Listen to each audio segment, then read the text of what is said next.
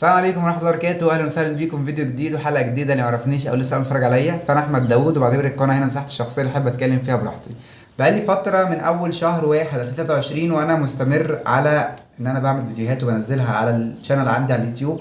ويمكن حتى يمكن مش مستمر قوي، بس يمكن لو انقطعت حتى بنقطع مثلا أسبوع أو 10 أيام ماكسيموم لظروف خارجة عني، وانا بعتبر دي حجة. ما بحبش حتة ان انا ظروف وغصب عني والكلام ده، بس خلينا نقول الحمد لله. يعني في اوقات مثلا بنزل فيديوز كتيرة بتعوض الايام اللي هي ما بينزلش فيها مثلا فيديوز او كده.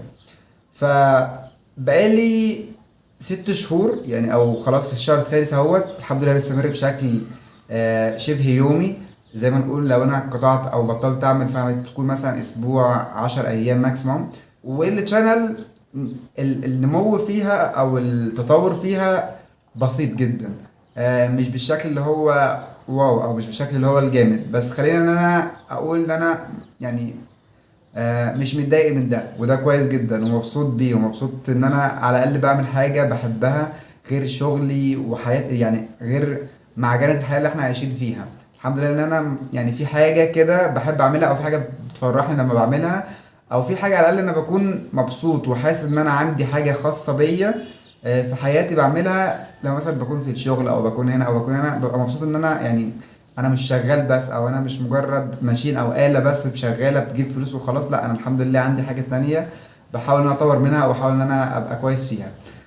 خلينا اقول ان التطور برضو مش بالصورة او الحاجة اللي انا اتمناها او حاببها. لا، انا حابب يكون في تطور عن كده، حابب يكون في صور مصغرة افضل، حابب ان انا محتوى القناة يبقى افضل، حابب ان انا يبقى المونتاج او الايديت يبقى افضل من كده بكتير جدا. بس يعني لسه برضو مازال حوار اللابتوب ده، بس باذن الله قريب يبقى فيه تغيير باذن الله. يعني كل دي بلانز انا بعملها، يعني مش بتظهر في الكاميرا او مش بوضح ان انا بعمل ده، ويمكن ده انا مش مبسوط بيه. يعني انا حابب ان يمكن كل ستيب بعملها في حياتي او كل حاجه في يومي توصل، بس انا ما عنديش لسه مهارة ان انا اصور فلوجز، او انا بكون محرج، عندي حتة الاحراج دي جدا.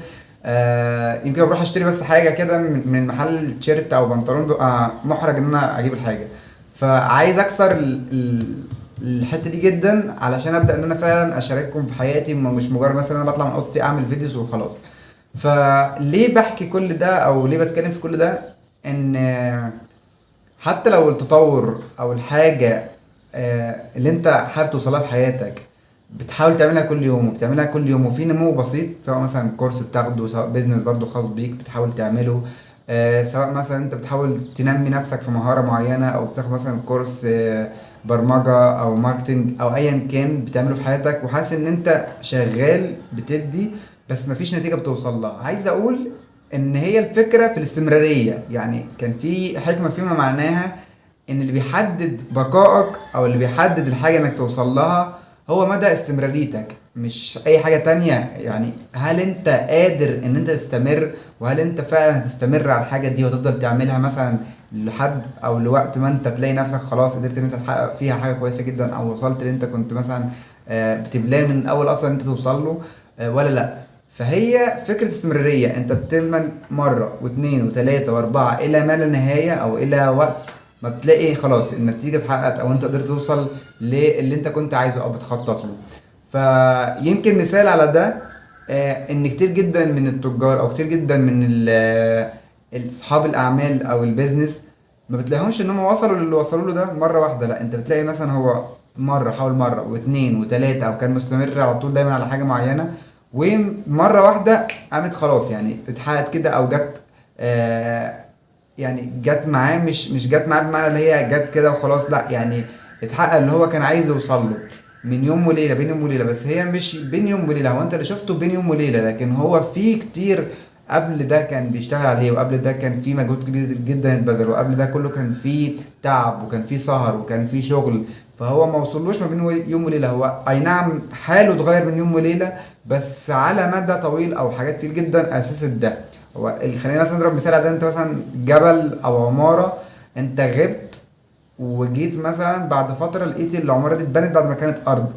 انت هتقول ما بين يوم وليلة ده حصل، لكن هل ده فعلا حصل، او هو ده اللي حصل ما بين يوم وليلة فعلا؟ لا، ده انت في حاجات كتير جدا، في بنى وفي صبة وفي رمل وفي اسمنت وفي حديد، في حاجات كتير جدا حصلت ومجهود ناس اتبذل وانت مش موجود علشان ده كله يطلع، او عشان ده العقار او العمارة تظهر قدامك بالشكل اللي هي ظاهرة فيه. انت استمر، وطالما شايف الحاجة دي هتفيدك او انت حابب توصل لها او حابب ان انت تحققها، اتعب فيها وابذل فيها مجهود بشكل يومي، حتى لو يعني ثانية كل يوم.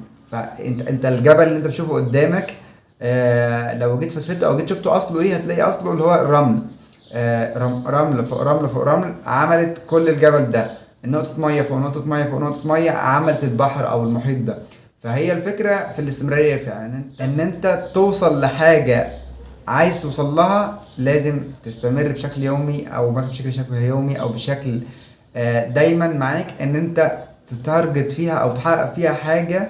حتى لو الحاجة دي مثلا هتبذل فيها كل يوم مجهود مثلا 10 دقايق ربع ساعة، انك تتقدم ستيب او تتقدم خطوة واحدة.